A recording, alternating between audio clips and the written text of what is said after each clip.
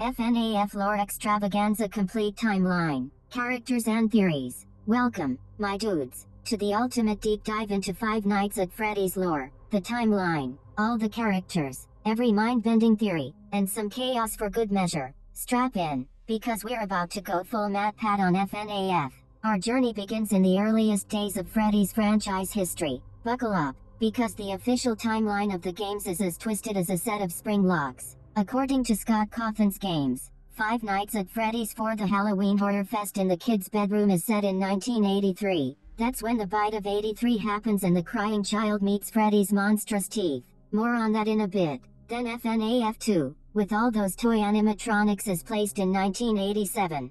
Home of the bite of 87, the original FNAF, the classic 1993 Pizzeria Nights, kicks off in 1993. Later games jump decades. Sister location, mid-90s, FNAF 3/Pizzeria Simulator, 2023, the VR games mid-2020s, and Security Breach around 2035. Yes, the story spans over 60 years by the time the Pizzaplex burns down, and Ruin DLC closes the book. But let's start at the very beginning. Ancient beginnings in the Fredbear era, 1970 to 1983. 1970. Freddy's roots trace to a traveling Fall Fest carnival act featuring costume-wearing mascots. A poster in FNAF AR. Special delivery references a 1970 carnival called Fall Fest, hinting Fazbear's Entertainment was up and running by then. Imagine clown cars, confetti, and the blazing fire that ends the carnival run. This is the origins of Fazbear's. Years before any possessed animatronics joke aside, we can only imagine the insurance premiums. 1973 Fredbear's Family Diner opens. Business partners William Afton and Henry Emily launch Fredbear's Family Diner. Henry is the tech whiz. Springlock suits, plushies. William is the charismatic showman. Their star mascots, Fredbear and Bonnie, Springlock bears with movable limbs. This diner is ground zero, the place of secrets, sibling drama, and the very first animatronic murders. Visual, a faded photo of the diner. 1975 to 1980 The Mimic Incident, comic book lore. Scientist Edwin Murray builds mimic robots. Over time, tragedy strikes. Edwin's son dies, and Mimic 1 becomes violent. Mimic murders a team in a factory and then disappears into hiding. Not a mainstream game event, but mentioned by lore. Skip if too obscure. 1983 Charlotte's Tragedy, year of Charlotte Charlie Emily's death and the first haunted suit. Henry's daughter Charlotte, affectionately Charlie, is locked out of the restaurant by a cruel prank, or William's meddling and William Afton murders her outside the back entrance. In response, Henry's security puppet, later known as the marionette or puppet, is set free by her soul, forever bearing tear stains. This is the first canon haunting. Charlotte's spirit inhabits the puppet, creating the weeping animatronic we see later. 1983 The infamous bite of 83. Later that same year, Henry and William's families clash. William's youngest child, the crying child, has a birthday at Fredbear's. Big brother Michael and friends prank him, way too hard, by forcing him into Fredbear's mouth. The spring locks click shut on his head, inflicting blunt trauma. The crying child slips into a coma and dies in hospital. This bite of 83 is shown in FNAF 4 minigames. The kid's supernatural dreams of nightmares hint he may still be around, as a restless spirit. The diner closes in horror. Mad Pat aside. See, even back then, Fazbear's was pulling sponsors for hazardous birthday parties. Who's writing these insurance forms? 1984 to 1987, Circus Baby and the Missing Children. 1984 Circus Baby's Pizza World opens. William, drunk on the idea of capturing souls, creates Circus Baby's Pizza World, a new tech-heavy pizzeria. He cranks out Funtime animatronics. Circus Baby, Ballora, Funtime Freddy, Funtime Foxy, not to be confused with classic Freddy Foxy. These have hidden kid-enticing features, like Baby's ice cream trap. William's daughter Elizabeth Afton sneaks in and befriends Circus Baby, disobeying Dad's orders.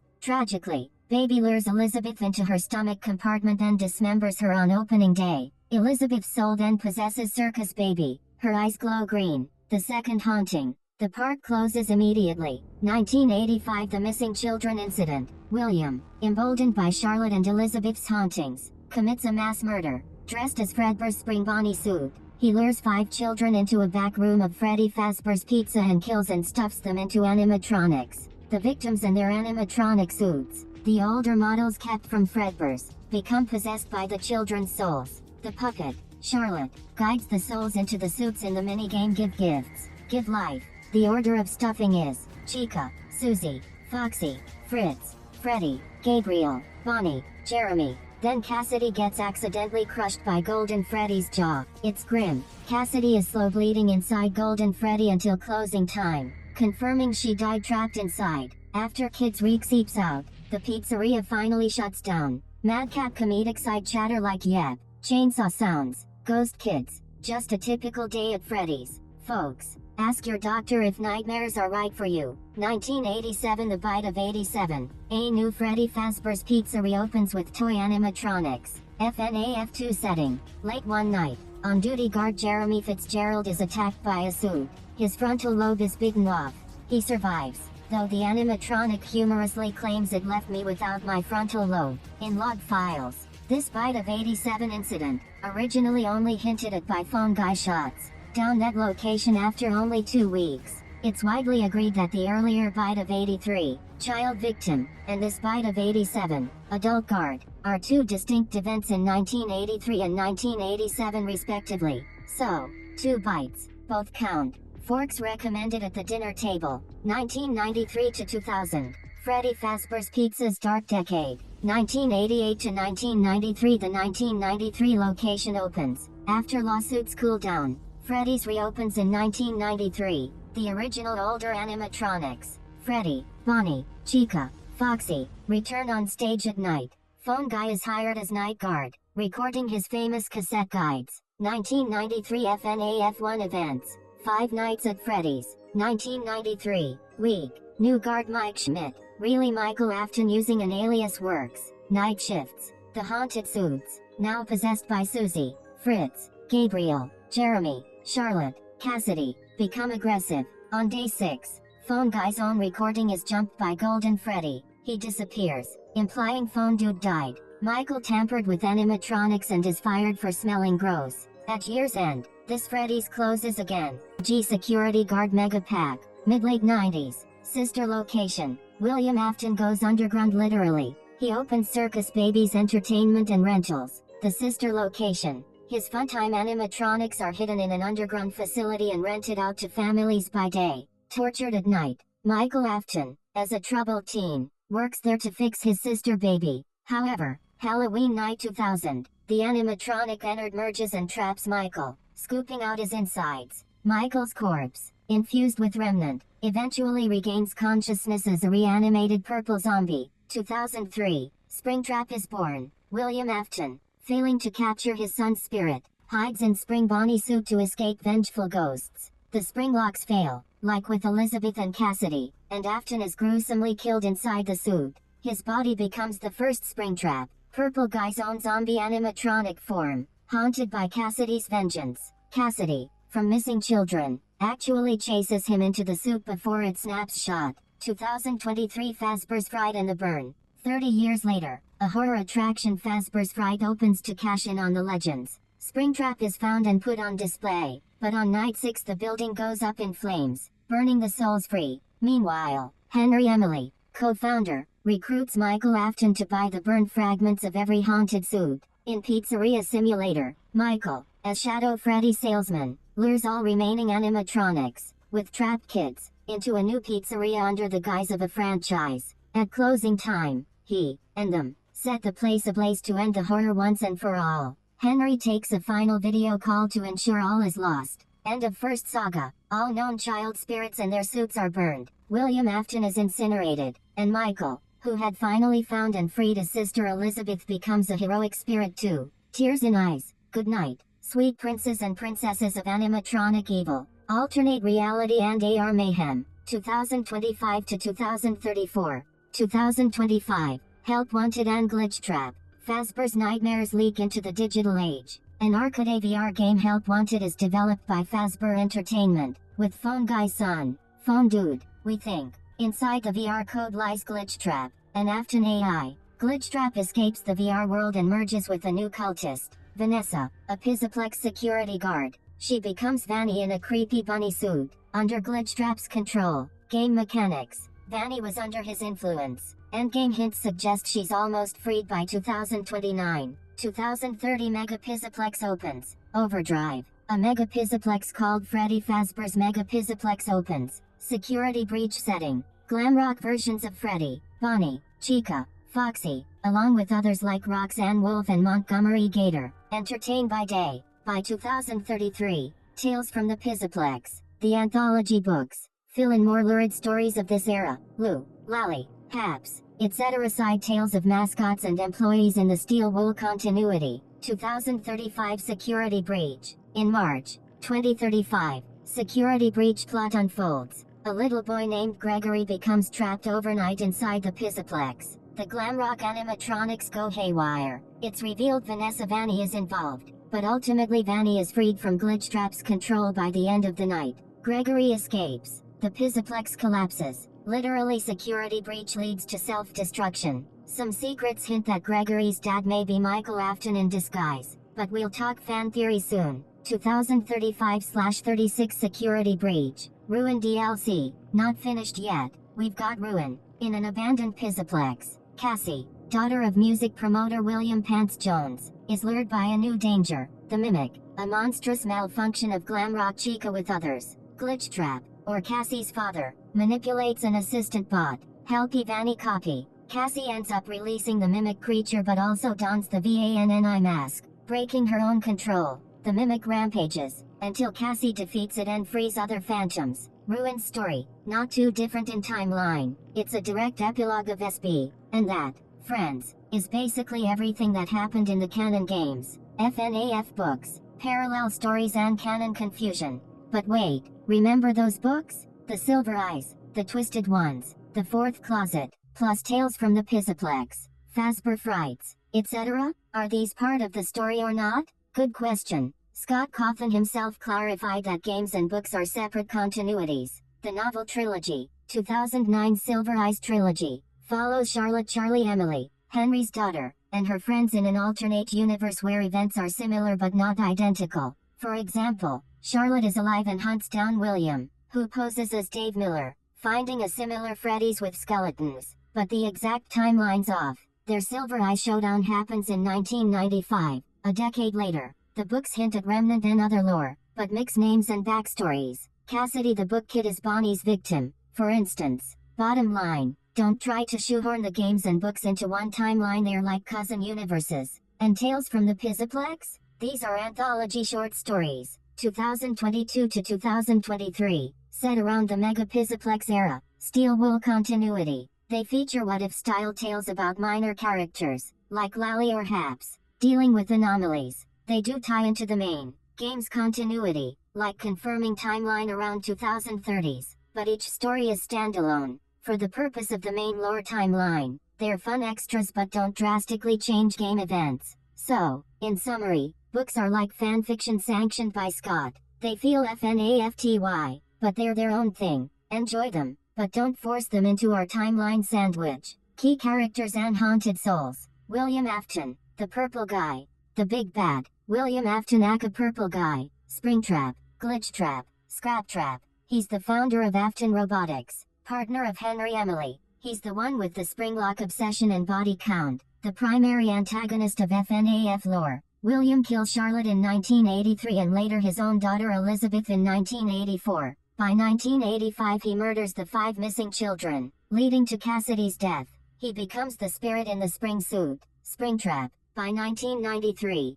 ultimately his body is scooped incinerated, but he lingers as Glitchtrap, an AI copy in VRAR, Help Wanted and a digital bunny menace in Security Breach. That's right, he's that guy in the bunny mask again, wreaking havoc in 2030s. His ultimate fate, confirmed by Freddy Files and UCN, the purple guy gets put in hell, i.e. tortured by Cassidy's ghost forever. Talk about being ghosted in the worst way, literally. Michael Afton, ex-Benedict Mike, William's middle son, Michael Afton, is the series' arguably reluctant hero. In gameplay, he's typically our Mike character, the guard with mustache in FNAF 1, Mike Schmidt, the drug-driving night guard in FNAF 4, the technician in Sister Location, miscredited as Mike, and the hero of Pizzeria Simulator SL. Official bio confirms, Michael Afton is one of the sons of William Afton, and older brother of Elizabeth and the crying child. Michael's motivations: redeeming family, freeing his sister Elizabeth, and undoing dad's mess. After sister location, Michael's body is taken over by Ennard, then regurgitated, leaving him immortal but undead. Purple, decayed. He leads the final fight in FNAF 3/6, and in SB fan theories, he's speculated to be Gregory's father, or even Gregory himself. Spoiler alert, he isn't Gregory, but he is in Security Breach cameo as a shadowy figure. Michael ends the Afton bloodline legacy by sacrificing himself to free trapped souls, including Elizabeth, the crying child. CC Evan Afton. Narrator, the crying child. The nameless protagonist of FNAF 4 is the bite victim of 1983. He's small, fearful, and bullied by his older brother, whose glowing eyes we see in minigames. Everyone in fandom has approximately decided who he is. He's William's youngest son, meaning, if Michael is William's eldest, crying child is younger brother Michael's baby bro. Many fans refer to him as Evan Afton. That name appears in SL Private Office, but official sources haven't confirmed the name or identity. The FNAF 4 character encyclopedia calls him the main character of FNAF 4 inches but doesn't give a name. Importantly, his identity is not confirmed and remains debated. Earlier theories thought maybe Michael was dreaming, but consensus now is, crying child Michael, he's brother. The lore confirms William's youngest son was bitten in 1983, bite of 83, and died. Who knows, that poor kid's ghost might have lingered too. Some say possibly as Plush Freddy or Golden Freddy. So if you were keeping score, Michael really did forget to hug his baby brother goodnight that night. Ouch. Elizabeth Afton, circus baby. William's daughter Elizabeth appears in sister location minigames. She adores circus baby, breaks rules, and ends up trying baby's fun ice cream, only to die by the bite of the baby animatronic. Her soul possesses circus baby. She can be seen as baby in SL gameplay. Post-closure, Elizabeth baby's soul is later freed. Like Michael's redemption scene, she's an angry little ghostie driving Ennard's motives. Cassidy, Golden Freddy's ghost. Cassidy is the last MCI victim, stuffed into and crushing Golden Freddy. Unlike the others, she bled to death slowly, making her arguably the most vengeful ghost.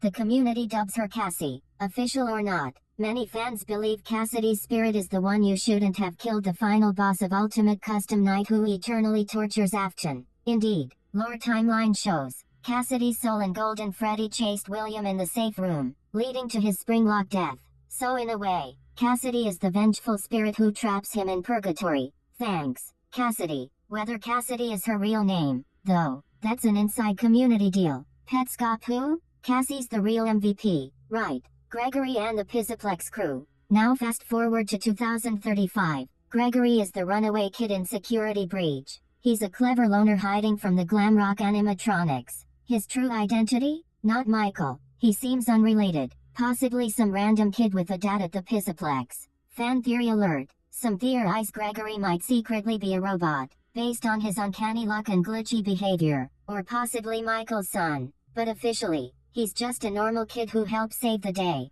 Vanessa Vanny. Vanessa is the day-night guard in Security Breach. Innocent-seeming Vanessa is the alter ego of Vanny, the bunny-suited cultist controlled by Glitch Trap. In SB, we see Vanessa break free from that control by game's end. So yes, Vanny equals Vanessa. The game makes it clear her role. Redeemable security guard who helps Gregory escape after she snaps out of hypnosis. Glamrock Freddy. The redesigned Freddy in SB by day. He even likes kids. There's a wild fan idea that Glamrock Freddy might be possessed by the ghost of Gabriel, the boy originally inside Golden Freddy, or maybe the crying child's imaginary Freddy friend. But official story, by the finale, Freddy reveals an autonomous personality that protects Gregory. Shock. It's possible his circuits have some good ghost, but nothing is confirmed by the creators. Comedic aside, look at all these FNAF characters, it's like the worst family reunion ever. Cousins who are killer robots, long-lost siblings, yikes. Fan theories galore. Now, with canon laid out, let's tackle the wild side. Fan theories. Buckle up, because the FNAF fandom has some insane detective work, and also some crazy wackiness. We'll explain each theory, what the game's books actually say, and which theories most folks buy into. Bite of 83 versus 87. Double bite debate. Fact, both bites happened. The bite of 83, little brother at Fredbear, and bite of 87, Jeremy at FNAF 2, are canonical events. Theory, some debate back and forth if one is the other or if they were retconned. Accepted, the community largely agrees the timeline has two separate bites. The 1983 bite severely injures the crying child. Feeding him chocolate cake apparently kills him, and the 1987 bite injures Jeremy's frontal lobe in FNAF 2. Scott has never denied two bites. In fact, materials like the comic book timeline point to both. Some fan vids once suggested only one bite, but official clues, like the bite victim images, treat them as distinct. So as it stands, both bites exist. No grand controversy in canon, though fans will always argue if the dates line up exactly, but in lore they're separate. Who is the crying child?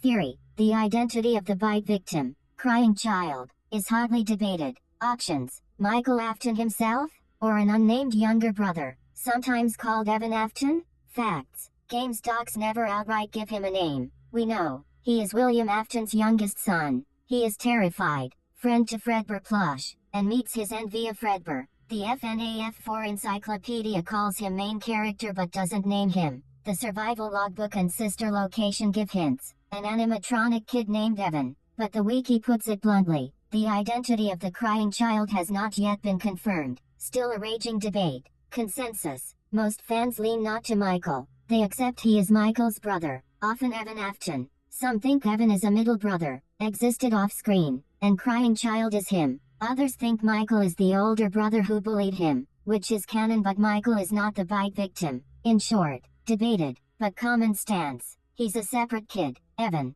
not Michael. No official source confirms either side. The vengeful spirit Cassidy versus Charlotte. Theory, who is the one you shouldn't have killed? The ultimate custom night spirit that traps William? Many say it's Cassidy, Golden Freddy. Others point at Charlotte, Marionette. Facts, the game strongly linked Cassidy's soul to Golden Freddy, and note that the final haunting after burning, UCN, is driven by the souls of the missing children led by Cassidy. The comics suggest Cassidy's spirit personally led William to Springtrap. The wiki community consensus, Cassidy is the final boss spirit, and Charlotte's puppet ghost helps too. Charlotte's been guiding all ghosts since 1983. Officially though, neither game outright names Cassidy. It's pieced from lore. Accepted, most fans accept Cassidy, not Charlotte, as that vengeful spirit. There is a prominent theory page stating Cassidy is widely accepted as the one you should not have killed, so this is more accepted, though some still argue Charlotte has motives. Robot Gregory. Theory, some fans theorize Gregory in Security Breach is actually a robot AI. Evidence they cite, glitchy behavior, how he disappears, or that he's too lucky. Even game theory once speculated Gregory was a recon robot. Facts, the game never explicitly says he is a robot. He's shown as a human boy wearing a cap, who just might be quick on his feet. The glitchy double Gregory face is actually Glamrock Freddy's face overlay. The hint that Freddy has Gregory's face overlaid to distract. Nothing canonical says Gregory isn't real. He cries, fears, interacts normally. Status, pure fan speculation, not widely accepted by all. Many think he's just a real kid. Official sources don't confirm robots in SB other than those animatronics. So, still debated, mostly unsupported theory, Glamrock Freddy possessed. Theory, that Freddy from Security Breach might be possessed by a ghost. Some say Sammy Gabriel. He acts independently and protectively. Facts, the game hints. At one point, Freddy's eyes glow similar to classic Freddy, and he sometimes senses events, like for the children, etc. The Ruin DLC ending song implies Freddy has Gabriel's or Cassie's data, but no official statement. The Ruin soundtrack, The Show Goes On, suggests Freddy might harbor the missing children's souls, Gabriel included. Status, fan theory in progress. Some clues suggest Freddy is special, but nothing is definitive. Many fans think he may be possessed, but some think he's just a smart robot. In short, hotly debated, unconfirmed. Evan Afton theories. Theory, named because SL's private office has Evan Afton. Speculation, did William have a middle son named Evan, the crying child, or was Evan someone else? Facts, the game hints. The card in private room SL shows crying child's name as Evan. If true, it suggests the crying child's name is Evan Afton, making Michael and Elizabeth siblings. This fits. Michael, eldest. Evan, middle. Crying child. Elizabeth, youngest. Status, many fans believe Evan indeed was the crying child's name. so his full identity, William Afton, but some caution it might be misdirection. Officially, it's never spoken or confirmed outside that card graphic. It's one of the leading theories now, so fairly accepted by fans that Evan equals crying child. Parallel timelines game to book divergence. Theory: do the books occur in the same timeline as the games, or an alternate timeline? Some fans wish all stories aligned. Facts: Scott's own words. Games and books are separate continuities. Each has its own logic. For example, the Silver Eyes and games share names and events but have different details. Cassidy vs. Elizabeth, puppet stuff, etc. Tales from the Pizzaplex are in the Steel Wool continuity, games world, but main novel trilogy is its own universe. Status: official stance, separate canons, accepted. Books help thematic lore but not everything there is the game story. Fans generally treat them as parallel worlds rather than forcing them to sync. So in conclusion, stop accusing your sibling of murder and just enjoy the lore. They'll get you with a bonbon from the afterlife if you slip up. Conclusions: accepted versus debated. We've thrown a lot at you, dear viewer. Quick cheat sheet. Widely accepted: the broad timeline and cause-effect of murders, missing children, Springtrap, etc. and Cassidy's role as Golden Freddy's spirit are generally agreed on. The familial ties: William is the killer dad, Michael is his son, are confirmed. The confirmed dates, 1983, 1987 bites, are on solid ground. Still debated: who exactly is the crying child Evan? What ghost is in Glamrock Freddy? Is Gregory a robot? Who is the puppet spirit truly? And other minutiae. If it wasn't put on stone by the devs or in official words, it's open season for debate. The community has strong opinions, but absence of clear proof means these remain fan theories rather than confirmed facts. Rest assured, though, that the essence of FNAF remains intact. William Afton is the serial killer patriarch. His victims haunt the animatronics, and the children, especially led by Cassidy and Charlotte, eventually turn the tables on him. As comic book lore summarized, aside from the bites, most of the lore isn't confirmed and we stick to what fits the story best. And there you have it. Kiddos, a comprehensive guide to everything Five Nights at Freddy's. Timeline, tie-ins, characters, and those crazy fan theories. We hope you took notes, because that was like 2 FNAF games worth of lore. If you enjoyed this insane rundown, hit that like and subscribe, and maybe don't look under your bed tonight. Thanks for watching, and remember, we're all just Walking Dead inside.